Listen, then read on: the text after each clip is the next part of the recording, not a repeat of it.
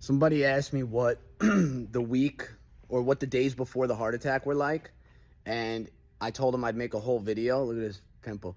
I told them I don't care about that pimple after surviving a heart attack. I told them I'd make a whole video on the topic because it's very important. I didn't know, but the week leading into the heart attack was the most exhausted that I've ever felt in my life. Now, I have a 5-month-old. She's going to be 6 months, excuse me. I have a 6-month-old baby who was waking up regularly during this week. So I was extremely fatigued from that, and I just attributed it to newborn, sleep regression.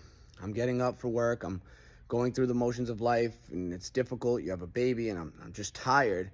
I didn't realize that the fatigue that I was going through was from the heart attack that was coming. It was like warning signs of a storm.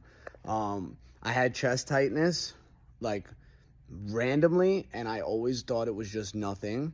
My arm never hurt. I never had jaw pain. I never had any of that. But remember, symptoms for one person do not look the same for everybody else. But what I will tell you is that the week leading into my heart attack, the tired that I had wasn't a normal tired.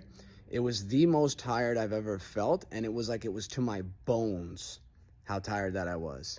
So that's basically how I felt. I felt down. I felt my wife kept telling me I looked off. I had bags. I looked pale. It was like my body was rerouting everything to my heart, and my heart was failing. And I cannot believe that I made it through that, and I am so grateful that I did. So I hope this helps.